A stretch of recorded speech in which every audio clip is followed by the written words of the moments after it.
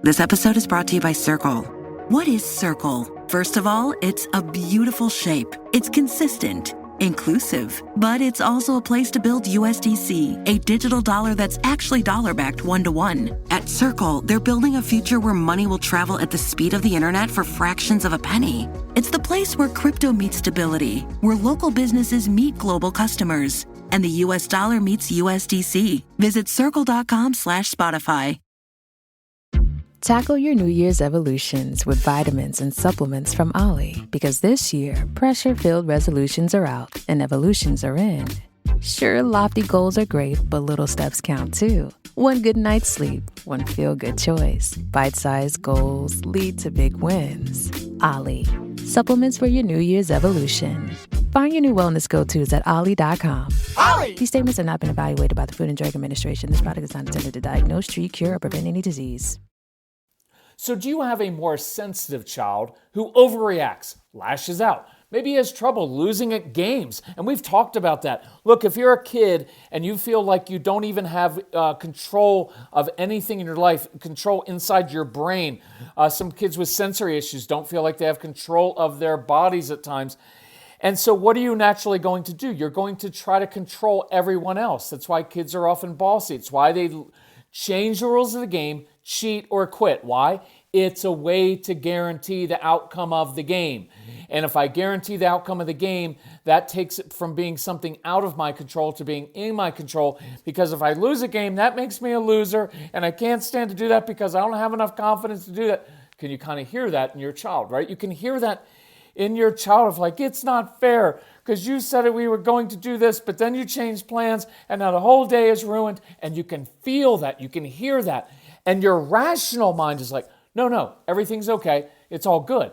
But you're using a rational mind to speak to something that is very irrational and emotional, right? So you've got these kids that are like this, right? They have trouble connecting with peers. Well, that makes recess and lunchtime fun at school, right?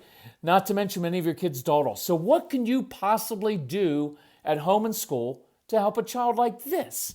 That's what we're going to talk about on today's episode of the Calm Parenting Podcast. So welcome.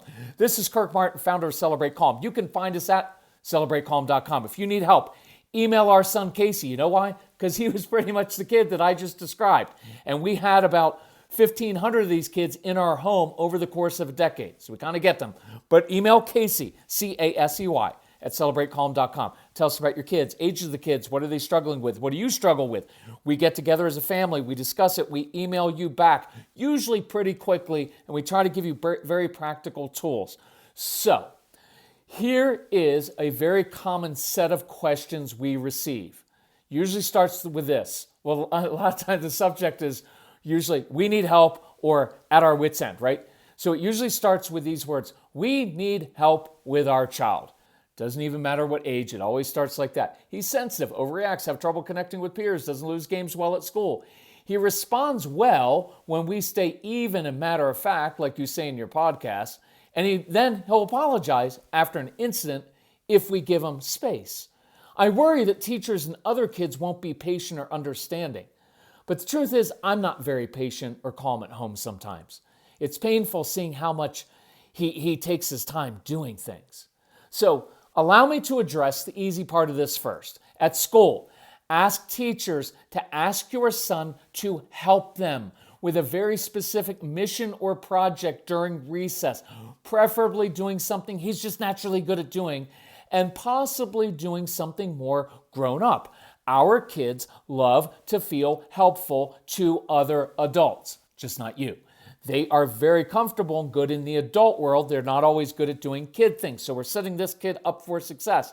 And if the teacher can partner your child with another kid who shares a common interest, because that's the best way to make friends, is when you have a common interest, a common goal, that's a good way for your son to make one friend.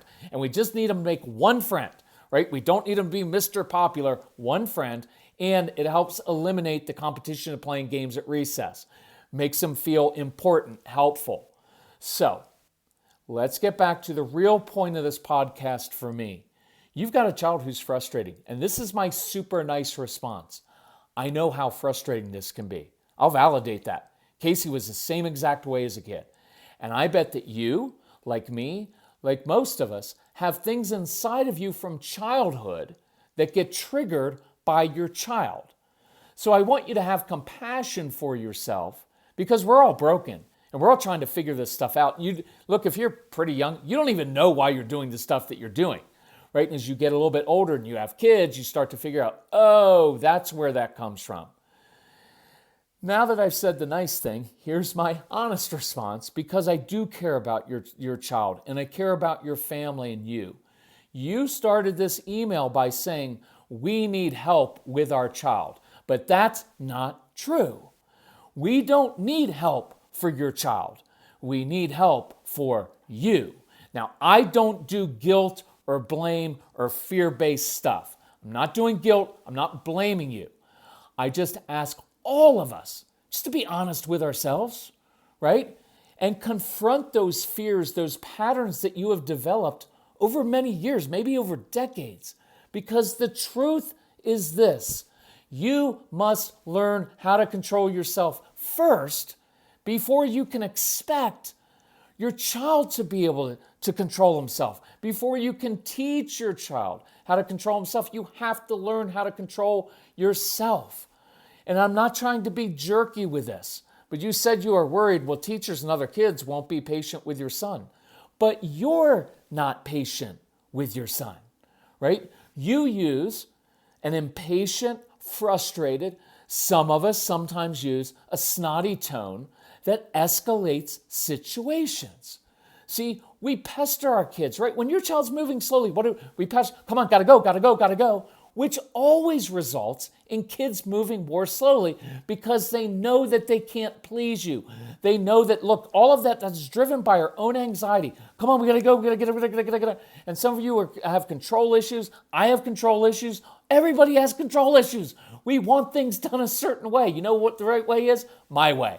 Because it's the way I've always done it. And if I've always done it this way, then you need to do it that way. It's very normal, but it's also very counterproductive. Because look, when you wake your kids up, come on, gotta get up, gotta go to school, come on, let's move.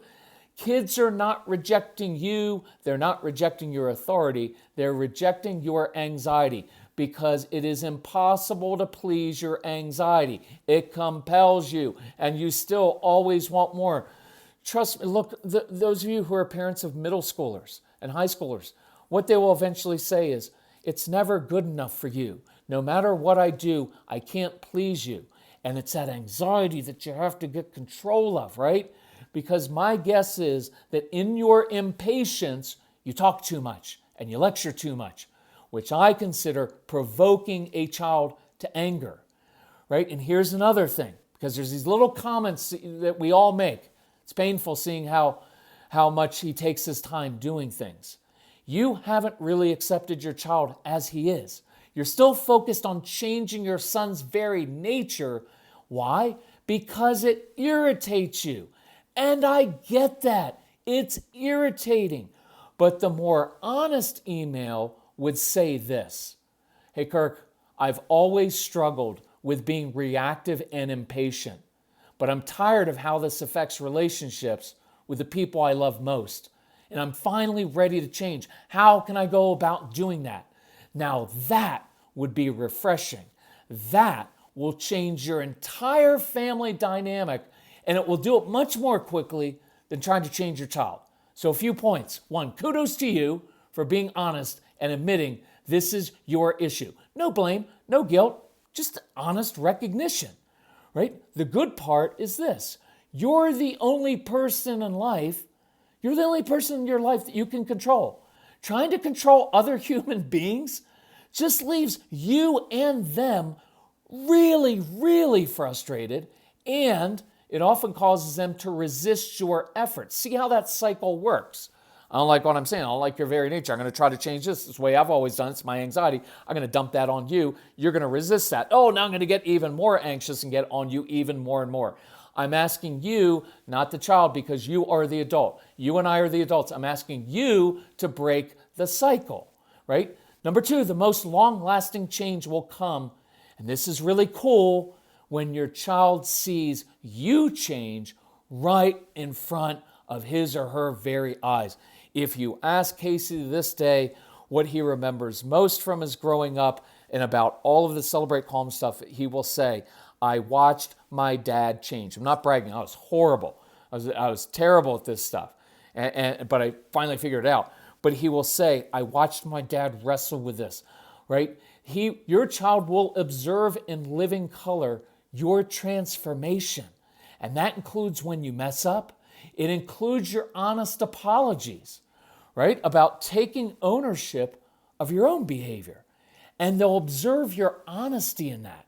See, that's going to change your child more than anything else. And it's all within your control. Number 3, look, if we were doing phone consultations, which we don't need to do with this because you can do it on your own through the Calm Parenting package, right? I immediately, when you get those downloads, instantly open up 30 days to calm. And I would want, and this is my challenge to you, spend the next 30 days, not trying to change anybody else, just changing yourself. Here's something we will do in that program. And as you go through it, you can email me and I'll help you. Identify 2 common triggers, or just one, but identify 2 common triggers. What sets you off? And begin to think. Some of you like to write things down, journal. That's helpful too. Why does that bother you so much? And then think about this. How do you typically respond or react when your child does that? Then, how does your child react? Right? And write it down even like this. When I react out of frustration, my son gets defensive and says, what? Why are you so upset at me? And then it escalates from there. So here's one quick strategy you can learn among the 30 we're going to go through, right, to calm yourself. Do the opposite. Do the opposite of what you normally do when you get triggered. See, right now, when you yell, lecture, react, express frustration, or push your son, you get the exact opposite response that you want. Your child, instead of moving more quickly, moves more slowly, right? They get more defensive, they get angry, they shut down. So why not try doing the exact opposite of what you normally do? Sit down instead of standing over your child. Be curious and ask questions instead of lecturing. Bite your tongue and email me instead of going on and on repeating yourself. Affirm your child for what he or she is already doing well instead of constantly pointing out how they can improve. Right? So my challenge to you is this. Are you ready to get control of your own anxiety, which compels you to lecture and hyper-focus on everything you think your child's doing wrong? Are you ready to be free from your own perfectionism, your own control issues, which inadvertently trigger so many of the power struggles because you simply don't like the way your child does something? I can identify with that. Casey is 29. I don't like the way he does lots of things. It irritates me because if you just listen to me, it'll be so much more productive and efficient, and I would like it a lot more. But I want you to spend the month of March instead hyper-focusing on changing you from the inside out. The end result of that, very few power struggles. I promise you, if we talked, I could go through 10 situations. I'd be like, you just triggered that power struggle. You're triggering that power struggle. I'm not denying that your kids are difficult. They are. But we trigger a lot of power struggles over things that don't matter, over things sometimes that are our own preferences, right? And because of a lot of our childhood issues, well, this is the way I've always done it. It's the way I was raised, and it's the way I'm going to do it. It's my way or the highway approach. We're just going to live with power struggles with everybody, right? You get to change yourself from the inside out. You get to become a brand new person. I promise you this will impact. The beautiful thing is it impacts your daily life.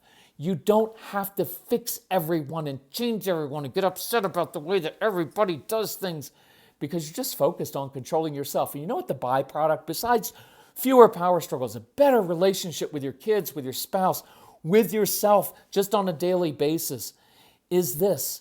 Instead of that anxiety ruling you and and compelling you, you now have peace inside. You now are able to look out and help other people. Because look, you're parents. By nature, you are giving people. You exist on earth now to help and love and train up this child so he or she becomes happy and successful in life. You're giving people. But this perfectionism, these control issues, this anxiety cause you to look inside all the time and try to fix everything else. And then you can't see clearly to help other people. So one of the most beautiful aspects of having a strong-willed child is that they will trigger everything immature inside of you. And then if you deal with that, it liberates you to now enjoy people, enjoy your child again, and look outward, and it frees up all this space inside of you to go out into the world and help other people and encourage people. It's a wonderful thing. So if we can help you with that, let us know. Go to the website, celebratecalm.com. Either get the Calm Parenting Package or the Get Everything Package. Why? Because it has everything we've ever made, and you'll learn how to do this. If you need help, reach out to Casey at celebratecalm.com, and we'd love to help you. Thank you for listening to the podcast. Thank you for sharing it with others. Thank you for being open to letting me challenge you. Again, no blame, no guilt. Let's just make these changes. Okay, you ready? If you're ready, I'm ready. All right. Even if you're not ready, I'm ready, because this is what I do. All right, love you all. Bye.